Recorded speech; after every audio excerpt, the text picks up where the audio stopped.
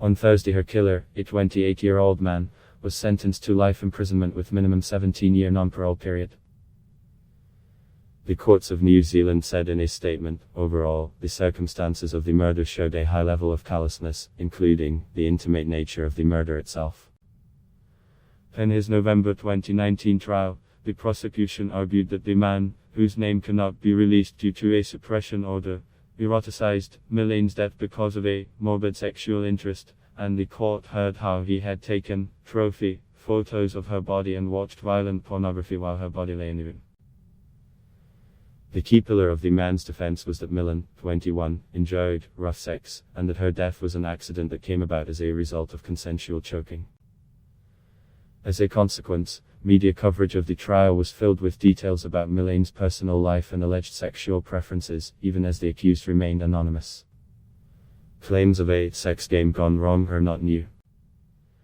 Some politicians and media outlets have even begun to refer to them as the 50 Shades defense, after the popular 50 Shades of Grey books and movies, which recount a woman's relationship with a man who introduces her to BDSM, bondage, discipline, sadism, and masochism, sexual practices. A rise in claims at least 60 women have been killed in episodes of so-called consensual sexual violence since 1972, with at least 18 women dying in the last 5 years, according to the advocacy group We Can't Consent to This. In 45% of those killings, the claim that a woman's injuries were sustained during a sex game gone wrong resulted in a lesser charge, a lighter sentence, an acquittal, or the death not being investigated, the group said. Susan Edwards, a barrister and professor of law at the University of Buckingham, told CNN that 30 or 40 years ago, it was unlikely that a defendant would claim that the victim consented to sexual violence. He would be less likely then, I think, to try and use as an excuse that she had consented to sexual violence, said Edwards, who has been tracking and working on domestic violence cases since the 1980s. And if he had, then it would have been extremely doubted. It wouldn't have gone in any way to his credit that he was trying to use such a totally unbelievable excuse, she added.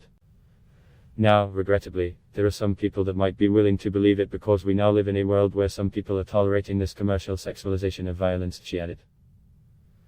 No, claiming an assault or homicide was a case of rough sex gone wrong would not work as a defense, Edwards said, but could have some mitigatory impact on a defendant's culpability and sentencing.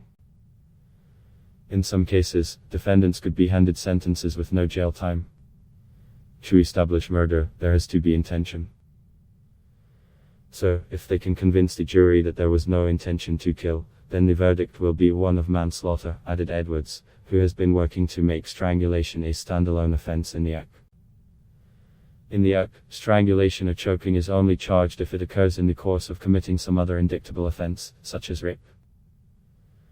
Non-fatal strangulation by an intimate partner is considered an important risk factor for the homicide of women, indicating a greater likelihood that they will eventually be killed. A 12-year study conducted by researchers at Johns Hopkins University and the University of Virginia found that experiencing a non-fatal strangulation by an intimate partner made a woman 6 times more likely to be the victim of an attempted murder and 7 times more likely to be the victim of homicide. 2/3 of the cases We Can't Consent to This studied involved strangulation, the group's founder, Fiona McKenzie, told CNN. Making strangulation an offense in and of itself would, Edwards says, be an important step in protecting women. An offense of strangulation would recognize the potential seriousness, the threat and fear occasioned. Otherwise, it is lost in common assault or assault, which does not take into consideration the life-threatening potential or the degree of fear that is created for the victim, she added. That would send a symbolic message that this behavior isn't tolerated, and hopefully would be part of a preventive measure that would prevent the escalation of these cases which result in death, Edwards told CNN. A globalist claims of rough sex gone wrong are a global concern. We've got a list of around 250 women who have been killed in various countries around the world by men who claim at some point that they consented to it. It seems to be especially common in places like Germany, Canada, the US, Australia, Portugal and Spain, McKenzie told CNN. She said that cases in which defendants allege consensual rough sex follow a similar pattern in other countries as they do in the UK. Often, the deaths are not initially investigated as crimes, and if men are prosecuted, They will be prosecuted for manslaughter, receive light sentences, and in some cases, walk free. In June 2019, a district court in Bielefeld, northwest Germany handed a 48-year-old man a 10-year prison sentence for the manslaughter of his wife. The defendant told the court that the couple regularly practiced strangulation during sexual intercourse, and claimed that his wife could only climax when he throttled her. His comments were initially disregarded by the district court as degrading to the victim, but the High Court later ruled that they formed an admissible part of his defense. In November 2019, Germany's Federal Court of Justice ruled that the prison sentence handed to the man should be reconsidered because the defendant's claims that his wife enjoyed being strangled during sex were not an aggravating fact in the case. A spokesperson for the Bundesgericht told CNN that a regional court will now resentence the man. Canada grappling with cases in Canada too. Activists and experts are concerned about the proliferation of similar cases. Lise Gottel, a professor of women's and gender studies at the University of Alberta, began compiling data on the use of the rough sex defenses after a number of high-profile cases came to court. In a preliminary search of trials heard by a judge alone, and of pretrial motions, Gottel found more than 100 cases, including non-fatal assaults, sexual assaults and homicide, in which the defendant claimed the woman had consented to violent sex. More than half of the cases, she said, came after 2015. We're not talking about consensual BDSM in most, nearly all, of the cases. These are situations of unconsensual violent sex, if not intentional murders, in which the defendants are trying to get off and using this defense, she told CNN, though Canada has seen numerous cases of sexual violence. One case in particular, the killing of Cindy Gladue, has sparked outrage.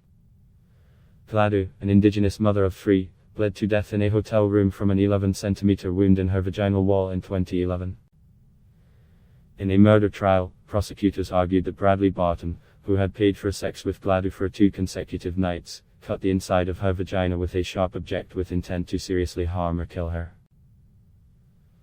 Although he admitted causing Gladue's death, Barton denied using a sharp object, and said he believed she consented to the sexual activities, claiming her death was a non-culpable accident. Court documents note that throughout the trial, Barton testified, at length, about his sexual activity with Gladue the night before her death.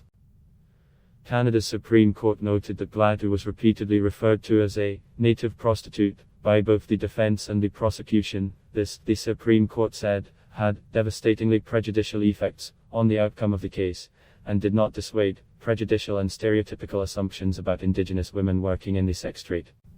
Acquitted of murder, Barton will now face trial for manslaughter. Elizabeth Shee, Professor Emeritus at the University of Ottawa's Faculty of Law, told CNN that a woman's sexual history is often used by defense lawyers in criminal trials. I think the allegation in and of itself, particularly if prior sexual history of the victim is used, has the ability to damage a woman's credibility, even if there's no kind of official recognition, said Shee, who has taught criminal and sexual assault law for more than 34 years. To allege that a woman likes rough sex is to damage her credibility. I think that will have an impact on our ability to hold perpetrators accountable. I also worry that it normalizes this form of violence, she told CNN. According to union data, at least, women worldwide were intentionally killed in 2017, with more than half of them killed by intimate partners or family members. A culture of victim blaming advocates and experts say a culture of victim blaming is getting in the way of justice.